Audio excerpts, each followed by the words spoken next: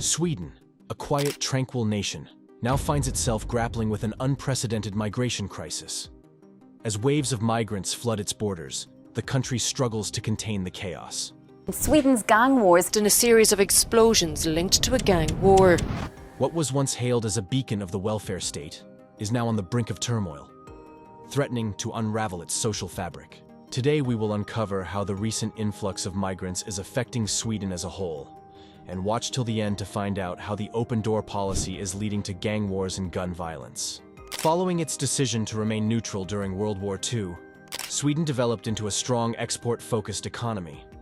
It was built on a stable parliamentary democracy and a widespread agreement among its people, which led to world-class healthcare and education systems. Sweden, once admired as a role model, has turned into a cautionary tale. Gang-related violence is spreading beyond its borders, causing concerns for the citizens. Breaking a long-standing taboo, the Swedish government has requested military assistance to support the police. The seriousness of the situation is underscored by Erik Thedéen, the governor of the Bank of Sweden, who warns the Financial Times that the escalating incidents of shootings and bombings pose a significant risk to the country's long-term economic growth. As safety concerns drive skilled Swedes abroad and hinder foreign talent recruitment, the declining quality of education due to rising ethnic tensions and violence in schools exacerbates the situation. Sweden's performance in international student assessments is on a downward trend, adding to the worry. For a country reliant on knowledge and innovation, this is deeply troubling. And it's not just the central bank that's sounding the alarm. Warning signals have been growing louder, and the political sphere is finally acknowledging the long-standing issues. But finding effective solutions remains a far cry. The root cause of the crisis lies in an open-door migration policy without adequate integration measures. This has led to the formation of immigrant-dominated neighborhoods with high unemployment rates and schools where Swedish proficiency is lacking among both students and teachers. These conditions have fostered crime, with gangs thriving in areas where societal support is lacking. After years of denial, the Swedish government is now acknowledging that 20 years of immigration and unsuccessful integration is now taking a toll on the nation. Official figures reveal a staggering rise in the number of foreign-born residents in Sweden over the past 2 decades. With a population of over 10 million in 2022, over 2 million citizens were recorded as foreign-born, more than double the amount in 2000, making up over 20% of Sweden's population.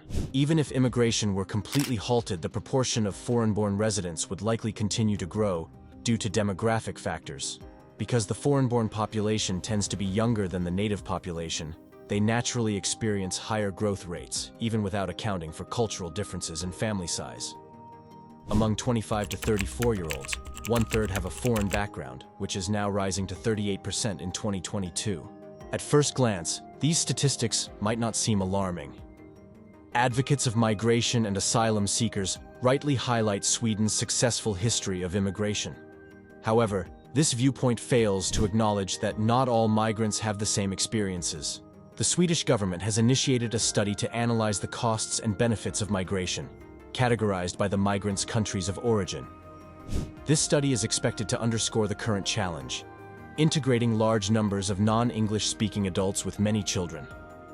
Unlike previous waves of migration, which involve people from culturally similar backgrounds who quickly found employment, the current situation presents distinct hurdles.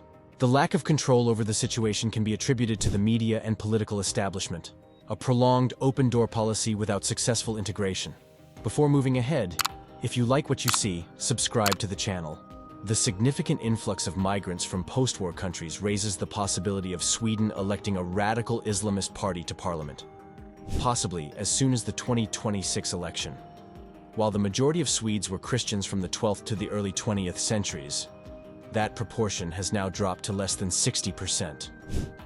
This demographic shift is likely to embolden Islamist groups advocating for a separate legal system, with Sharia law applying to Muslim citizens. The crucial question is whether the principles of law and order will triumph over the efforts to establish a parallel society governed by gangs, clans, and radical Islamic values.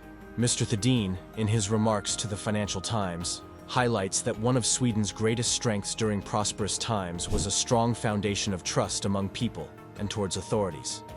he now worries that this trust could be challenged if gang violence is not effectively addressed. A hopeful outlook begins with the non-socialist coalition government, which took office after the September 2022 election, as they are actively working on legislation to address the crisis. Justice Minister Gunnar Strömmer aims for a systemic change, shifting focus from rehabilitating offenders to prioritizing support for victims.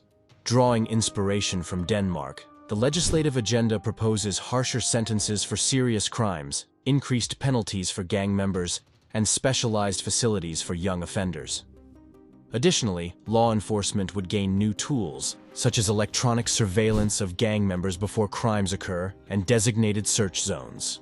Plans also include expanding prison capacity, even considering renting space abroad. While the government is committed to these efforts, success is uncertain. Denmark's proactive approach contrasts with Sweden's delayed response. Additionally, its reluctance to fully emulate the Danish model.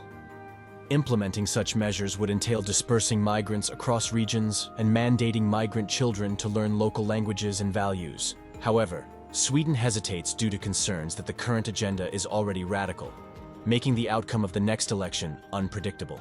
The debate among the Swedish public has become alarmingly divided, with accusations of racism and fascism contaminating public discourse.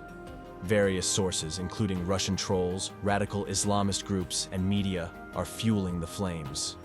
Riding on a wave of discontent with the government, the opposition has surged ahead in the polls.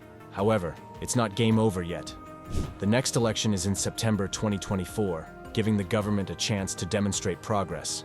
The Social Democrats, who were in power from 2014 to 2022 when problems escalated, feel pressured. Beyond politics, the crux of the issue lies in whether legislation and law enforcement alone can address the widening gap in societal norms. If this divide cannot be bridged, and solutions remain elusive, the best hope may be stringent law enforcement to mitigate the worst problems.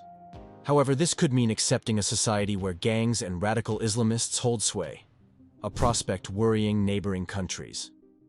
If you learned something new today, hit the like button and subscribe to the channel.